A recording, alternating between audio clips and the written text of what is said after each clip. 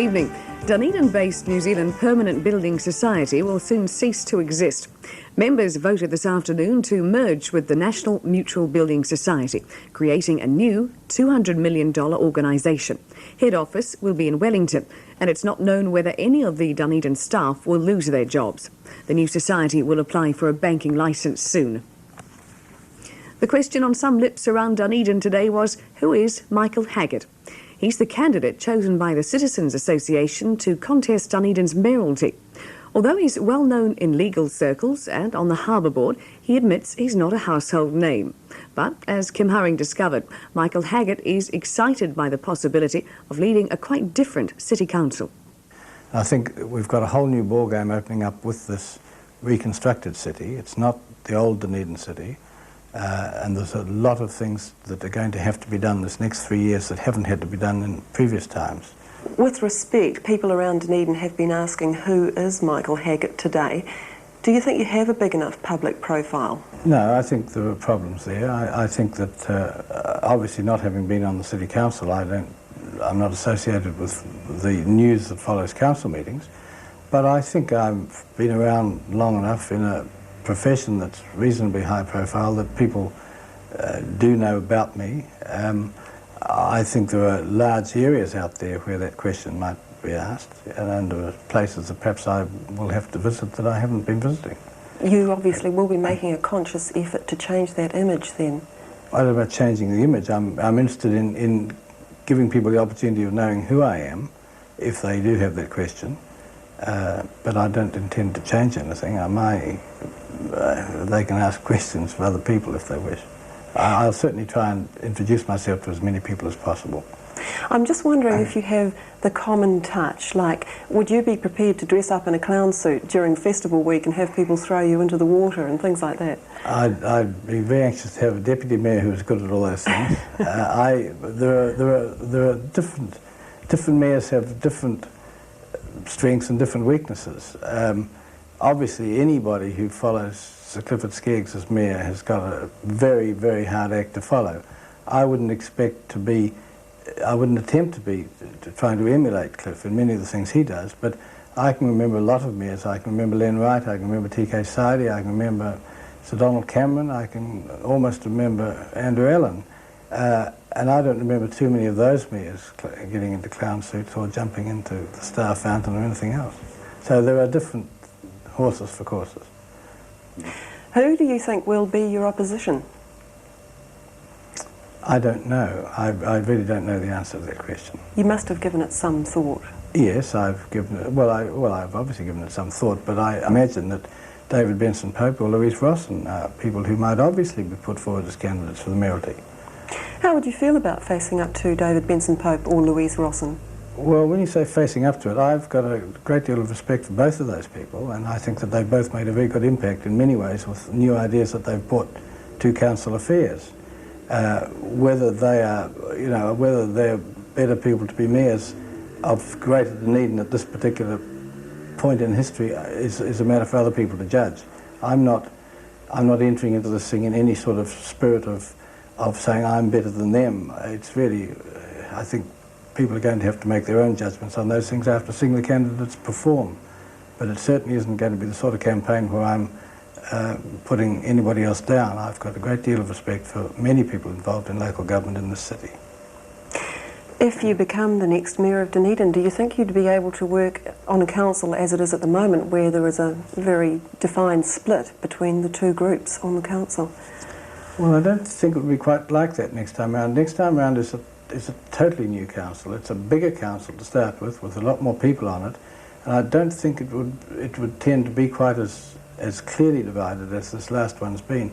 And I don't think there have been many others that have been as clearly divided as this one's been either. It's been quite unusual, this last council, and I don't think it's been a terribly happy atmosphere. And I think one of the things that I would very much like to do is avoid that situation again. I think that in the end, all local body politicians have to realise that to get things done, you've got to get people to vote the way that you're promoting.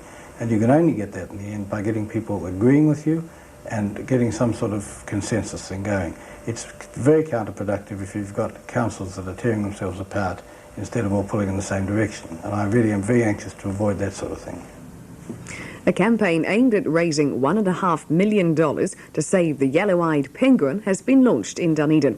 Last year, the total population of the species was just 5,000, and in the past 5 years, the number of breeding pairs in the South Island has gone from 600 to 240.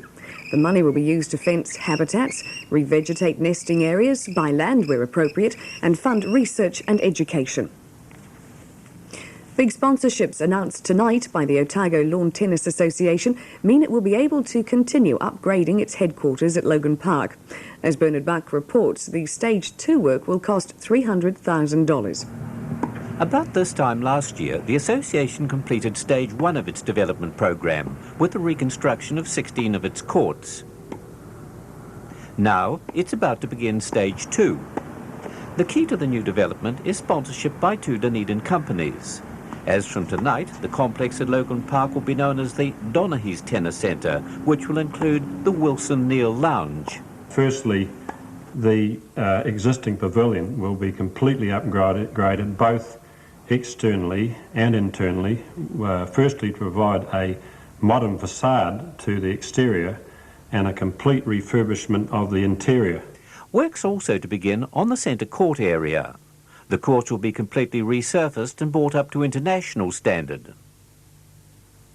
The present grandstand's to be replaced, and the stand alongside the squash courts is to be moved to the centre courts. The fence at the back of the court is to be replaced and covered with green canvas to create a sense of enclosure to the area. Car park space is to be doubled. Bill McCauley says the new developments will be a big boost to Otago tennis and bring the centre in line with the best in the country. A former Dunedin businessman has built the South Island's largest indoor horse riding arena on his farm at North Tairi. Major Dermott Neill, father of international film actor Sam Neill, established the facility for his own use. But already it's proving to be a major asset to top riders training for dressage events. Dermott Neill's been involved with horses since his days at the Royal Military College at Sandhurst. The army career ended when he returned to the family business in Dunedin in 1957. But the military bearing and the equestrian interests have survived. Today, at 75, Major Neill trains horses in classical dressage, a riding style dating back to the 18th century and the great European schools of riding. He's travelled the world to learn from today's masters and derives great enjoyment establishing the intimate partnership needed for the classical discipline between rider and horse. But the most spectacular evidence of Major Neill's passion for riding is this impressive covered arena he's built on his farm at North Tairi. 40 metres by 25 metres, it provides an all-weather facility in which he and his part Andalusian gelding Primavera can perfect the delicate choreography involved in this type of riding.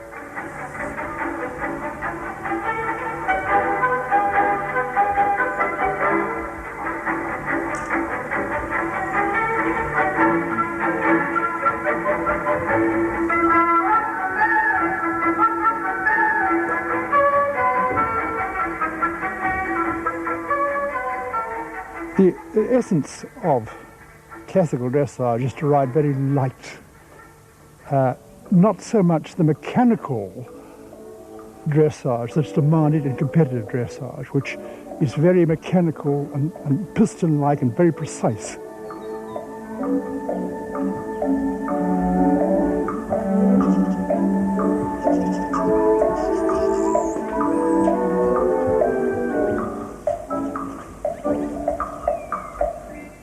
You could say that classical dressage is rather like ballet dancing and competitive dressage is like ballroom dancing.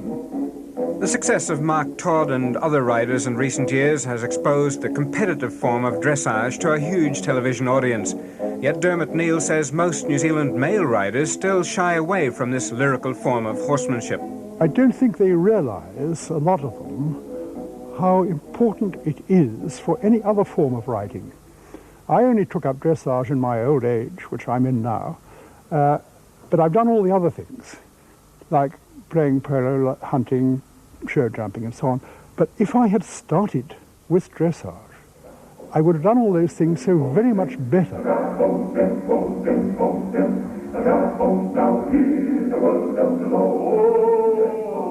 The North Tyree Arena has been used for 5 training schools since it was built in August, and Major Neill hopes it'll continue to play a part in improving the standard of dressage in New Zealand riding circles.